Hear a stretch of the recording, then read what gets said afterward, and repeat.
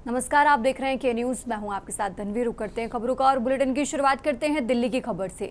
राजधानी दिल्ली से बड़ी खबर आपको बता रहे हैं। शिवराज सिंह चौहान की किताब अपनापन का लोकार्पण आज। तो पीएम मोदी शिवराज सिंह चौहान की लिखी पुस्तक का लोकार्पण करेंगे। दिल्ली से खबर आपको बता रहे हैं। दिल्ली के पूसा में आयोजित होगा किताब का लोकार्पण समारोह। तो प्रधानमंत्री नरेंद्र मोदी सुबह करीब 10:30 बजे इस पुस्तक का लोकार्पण करने वाले हैं। दिल्ली से यह अहम जानकारी आपको बता रहे हैं। करीब 10:30 बजे का समय जब प्रधानमंत्री नरेंद्र मोदी पुस्तक का लोकार्पण करेंगे। तो दिल्ली के पूसा में आयोजित होगा किताब का लोकार्पण समारोह। राजधानी दिल्ली से यह अहम जानकारी आपको बता रहे हैं, जहां सुबह करीब 10:30 बजे इस पुस्तक का लोकार्पण होगा। और इसी खबर पर ज्यादा जानकारी के लिए दिल्ली से विशेष संवाददाता अखिलेश जी हमारे साथ जुड़ चुके हैं। अखिलेश जी, इस तरीके से जानकारी मिल रही है कि शिवराज सिंह चौहान की लिखी पुस्तक अपनापन का आज लोकार्पण होने वाला है। प्रधानमंत्री खुद इसका लोकार्पण करेंगे। इस पुस्तक के बारे में जरा हमारे दर्शकों को बताइए अखिलेश जी।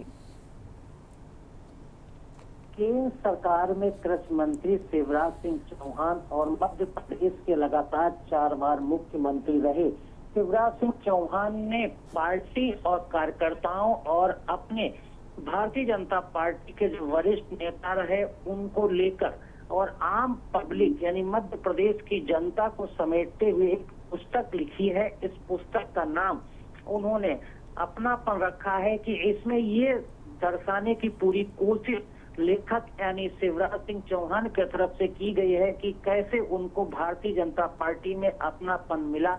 उसके बाद भारतीय जनता पार्टी में वो यूथ विंग से काम करते हुए तमाम पदों पर होते हुए मध्य प्रदेश के मुख्यमंत्री बने और उसके बाद केंद्र में इस समय मंत्री हैं।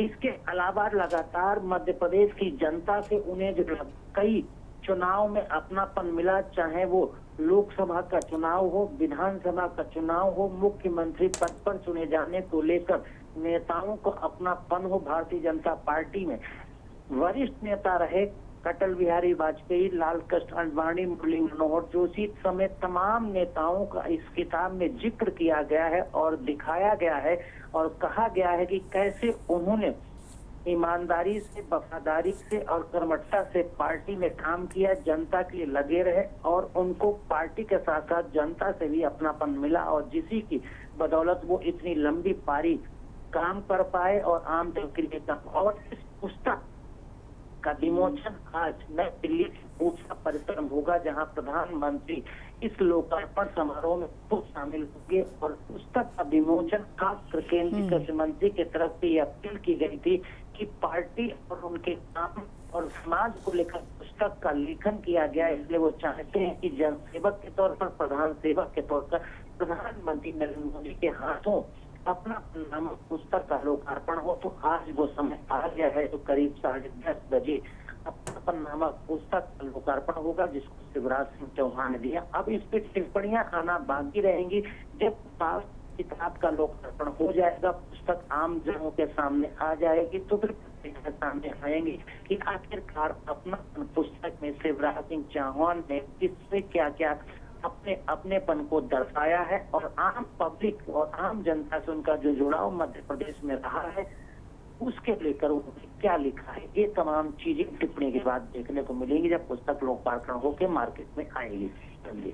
ठीक है अखिलेश जी, आप हमारे साथ बने रहिए, हम आगे भी आपसे जानकारी लेते रहेंगे। और ये दिल्ली से खबर आपको बता रहे हैं, जहां सुबह करीब 10:30 बजे इस पुस्तक का लोकार्पण होगा। प्रधानमंत्री नरेंद्र मोदी इस पुस्तक का लोकार्पण करेंगे। और आगे बढ़ते हैं खबरों में। दिल्ली से एक और बड़ी खबर आपको बता रहे हैं, जहां गृह मंत्री अमित शाह का आज राजस्थान दौरा है। एयरपोर्ट पर सीएम भजनलाल शर्मा ने स्वागत किया। गृह मंत्री अमित शाह का सुरक्षा बलों के साथ संवाद भी करेंगे। उनके दौरे से जुड़ी यह अहम जानकारी आपको बता रहे हैं। अगले कुछ दिनों में सीमावर्ती राज्यों में सुरक्षा बलों से संवाद करेंगे। राजस्थान, गुजरात के सीमावर्ती क्षेत्रों के दौरे पर रहेंगे गृह मंत्री अमित शाह। त्रिपुरा और पश्चिम बंगाल सहित सीमावर्ती क्षेत्रों के दौरे पर रहेंगे गृह मंत्री अमित शाह। और इसी खबर पर ज्यादा जानकारी के लिए हमारे साथ अखिलेश जी लगातार जुड़े हुए हैं। अखिलेश जी, इस तरीके से जानकारी मिल रही है कि आज राजस्थान के दौरे पर हैं गृह मंत्री अमित शाह। उनके दौरे से जुड़ी क्या कुछ जानकारी है आपके पास? देखिए, देश के तमाम ऐसे राज्य हैं जहां सीमावर्ती इलाकों से घुसपैठ होती है। घुसपैठ को रोकने, सीमावर्ती इलाकों में सुरक्षा बढ़ाने और सतर्कता को और मजबूत करने के साथ साथ सुरक्षा बलों में लगे सीमावर्ती क्षेत्रों में जवानों के साथ वार्ता करना और उनके मनोबल को बढ़ाने की दिशा में कहा जा सकता है कि केंद्रीय गृह मंत्री आज राजस्थान के दौरे पर हैं। कल शाम राजस्थान के जोधपुर हवाई अड्डे पर पहुंचे थे, जहां पर मुख्यमंत्री राजस्थान भजनलाल शर्मा केंद्रीय गृह मंत्री का स्वागत किया था और विश्राम भी केंद्रीय गृह मंत्री ने जोधपुर किया। आज केंद्रीय गृह मंत्री अमित शाह बीकानेर पहुंच रहे हैं, जहां पर सुरक्षा बलों के साथ संवाद का कार्यक्रम रखा गया है। उस संवाद के कार्यक्रम का जो मुख्य मुद्दा है उसमें घुसपैठियों को रोकना, घुसपैठ को नाकाम करना, सीमावर्ती इलाकों में सुरक्षा को बढ़ाना, सीमावर्ती इलाकों में सुरक्षा है वो चुस्त दुरुस्त रखना, अलर्ट मोड में रहना और किसी तरह की कोई लापरवाही ना बरती जाए। इसके साथ साथ जो सीमावर्ती इलाकों में सुरक्षा बल गश्त करते हैं, ड्यूटी करते हैं, तैनात रहते हैं, उनको कोई भी दिक्कत ना आए, उनके मनोबल को बढ़ाने के लेकर ये संवाद होगा। और ये संवाद अभी कई महीनों चलेगा। इसको लेकर जो देश के सीमावर्ती राज्य हैं और सीमावर्ती राज्यों की जो सीमा पर पुलिस जवान और सीमा सुरक्षा बल के तमाम केंद्रीय पैरामिलिट्री फोर्स के जवान तैनात रहते हैं, उनके साथ संवाद करेंगे और घुसपैठ के मामलों पर चर्चा और जवानों को मनोबल बढ़ाने का काम करेंगे, जिसकी शुरुआत आज राजस्थान के बीकानेर से हो रही है। ठीक है अखिलेश जी, बहुत बहुत शुक्रिया आपका तमाम जानकारी के लिए। और ये दिल्ली से खबर आपको बता रहे हैं, आज राजस्थान के दौरे पर हैं गृह मंत्री अमित शाह।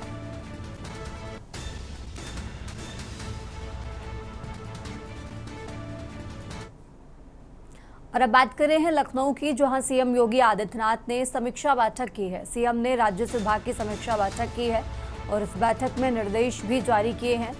करीब 2026 की तैयारी समय से पूरी करें, किसानों को हर जरूरी संसाधन उपलब्ध हो। तो सीएम योगी आदित्यनाथ की तरफ से इस बैठक के जरिए ये निर्देश जारी किए गए हैं। विकास खंडों में किसान मेला का भी आयोजन हो, दलहन, तिलहन और श्री अन्न की खेती को बढ़ावा देने के भी निर्देश जारी किए गए हैं। कृषि विभाग भी आयोजित करे अंतर्राष्ट्रीय प्रदर्शनी। खरीफ 2026 में करीब 302 लाख मीट्रिक टन उत्पादन का लक्ष्य भी यहां पर रखा गया है और करीब 2 करोड़ से ज्यादा किसानों की फार्मर रजिस्ट्री पूरी करने के भी निर्देश यहां पर जारी किए गए हैं। पीएम किसान योजनाओं का लाभ समय से दिलाने के भी इस बैठक में निर्देश दिए गए। फसल बीमा योजनाओं का लाभ भी समय से दिलाने के निर्देश जारी किए गए हैं। इस बैठक से जुड़ी यह अहम जानकारी आपको बता रहे हैं राजधानी लखनऊ से यह अहम जानकारी, जहां उत्तर प्रदेश के मुख्यमंत्री योगी आदित्यनाथ ने समीक्षा बैठक की है और इस बैठक में जरूरी दिशा निर्देश भी जारी किए हैं।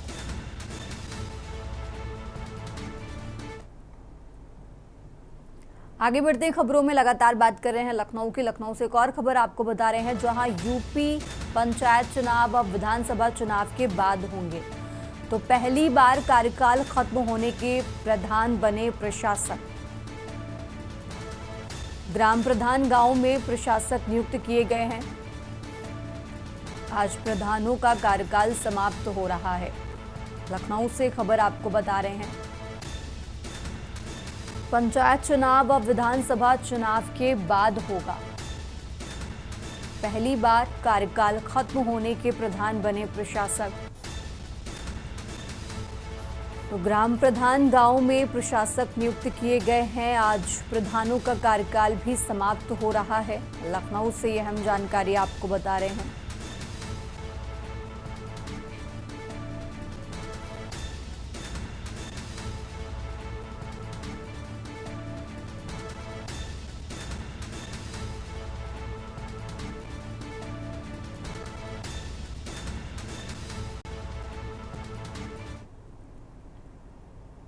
और अब खबर लखनऊ से है, जहां लखनऊ के सरोजनी नगर में कार्यालय उप निबंधक सरोजनी नगर प्रथम व द्वितीय के नवनिर्मित भवन का भूमि पूजन और शिलान्यास कार्यक्रम भव्य रूप से आयोजित किया गया।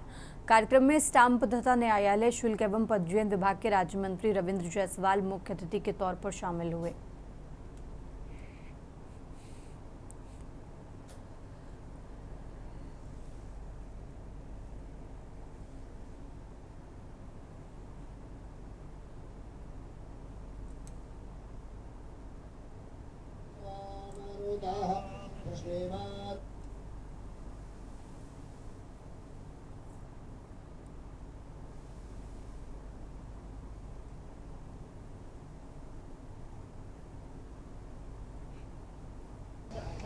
शंकरी भैया पीछे आइए आप।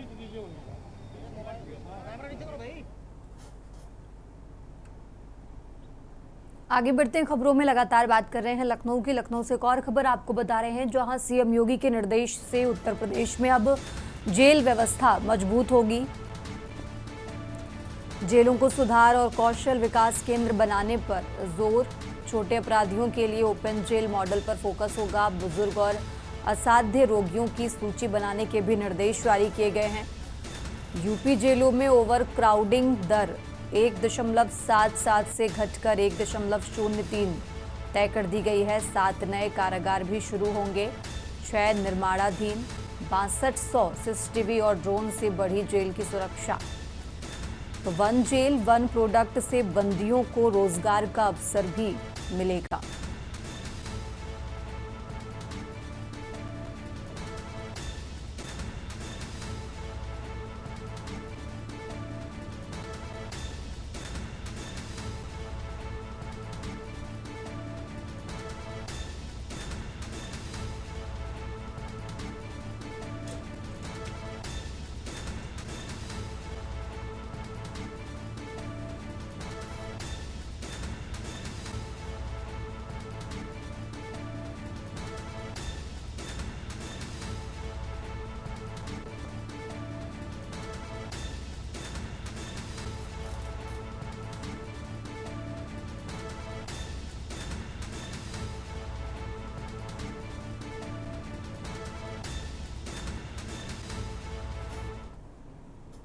और अब खबर बलिया से है, जहां स्वास्थ्य केंद्र में टॉर्च की रोशनी में मरीज का इलाज। मादियर प्राथमिक स्वास्थ्य केंद्र में टॉर्च की रोशनी में मरीज का इलाज किया गया। परिजनों ने चिकित्सकों पर गंभीर आरोप लगाए हैं।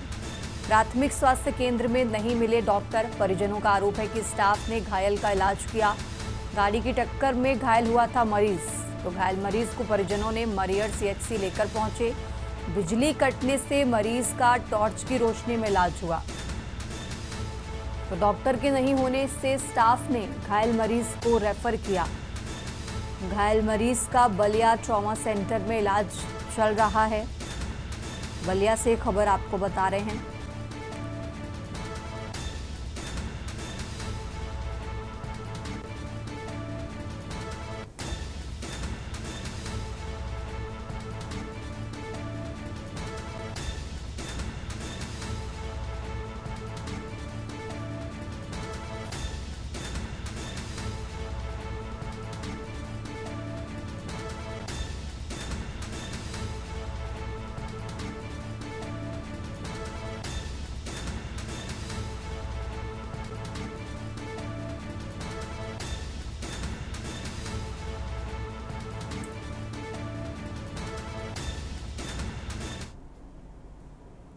और अब खबर लखनऊ से है, जहां उत्तर प्रदेश में जेल सुधार पर सीएम योगी का बड़ा एक्शन। जेलों को सुधार और कौशल विकास केंद्र बनाने के निर्देश जारी किए गए हैं। छोटे अपराधियों के लिए ओपन जेल मॉडल पर भी जोर दिया जा रहा है। 75 साल से ज्यादा उम्र के कैदियों की सूची बनाने के निर्देश जारी किए गए हैं। यूपी जेलों में ओवर क्राउडिंग दर जो है वो 1.77 से घटकर 1.03। तो लखनऊ से खबर आपको बता रहे हैं, 7 नए कारागार शुरू किए गए हैं। 6 का निर्माण जारी है। 6200 सीसीटीवी और ड्रोन से बढ़ी जेल की सुरक्षा।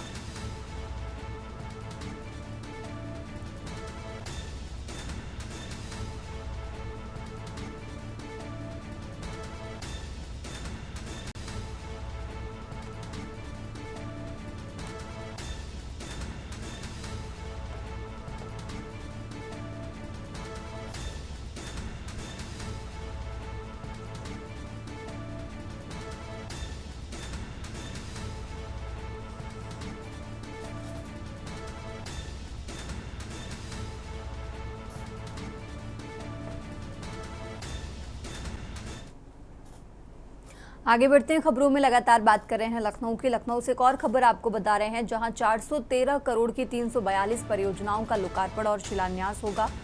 सीएम योगी आदित्यनाथ इस कार्यक्रम में शामिल होंगे। इंदिरा गांधी प्रतिष्ठान में भव्य आयोजन होगा। मेयर सुषमा खरकवाल के 3 वर्ष पूरे होने पर इस कार्यक्रम का आयोजन किया गया है। स्वच्छ सुंदर समर्थ नीति पर आधारित ये आयोजन है। डिप्टी सीएम केशव प्रसाद मौर्य और ब्रजेश पाठक इस कार्यक्रम में शामिल होंगे। तो मंत्री सुरेश खन्ना और ऊर्जा मंत्री एके शर्मा भी इस कार्यक्रम में मौजूद रहेंगे। लखनऊ से खबर आपको बता रहे हैं, नगर विकास से जुड़ी कई बड़ी परियोजनाओं को सौगात मिलेगी।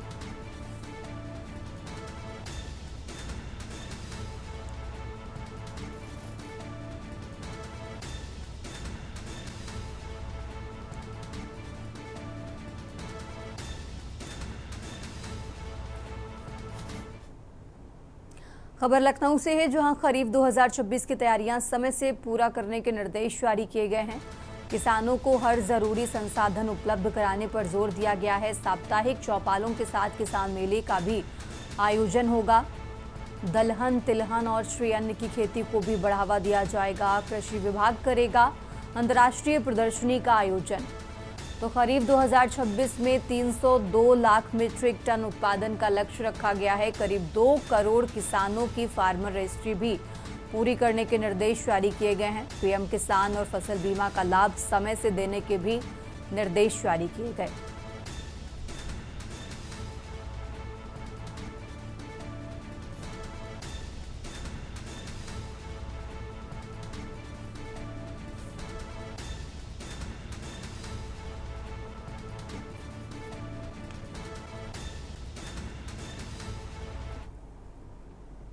और अब खबर कानपुर से है, जहां कानपुर में दबंगों ने बुजुर्ग का हाथ तोड़ा। पीड़ित परिवार के घर पर हमला किया है, पथराव और मारपीट भी की है। इस घटना में 3 लोग गंभीर रूप से घायल हुए हैं और इस घटना के बाद इलाके में दहशत फैली हुई है।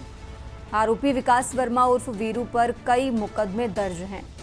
आरोपी पर पहले गुंडा एक्ट और जिला बदर की कार्रवाई भी की गई है। परिवार ने पुलिस से सुरक्षा मांगी है। मारपीट और पथराव की घटना सीसीटीवी में कैद हुई। हनुमंत विहार थाना क्षेत्र के उस्मानपुर का ये मामला आपको बता रहे हैं। तो सीसीटीवी फुटेज भी आपको टीवी स्क्रीन पर दिखा रहे हैं, जहां हनुमंत विहार थाना क्षेत्र के उस्मानपुर का ये मामला।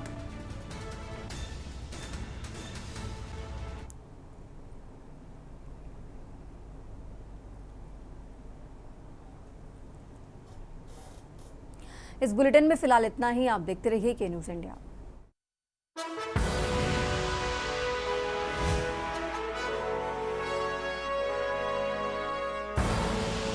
आप देख रहे हैं के न्यूज़, खबरों का सारथी।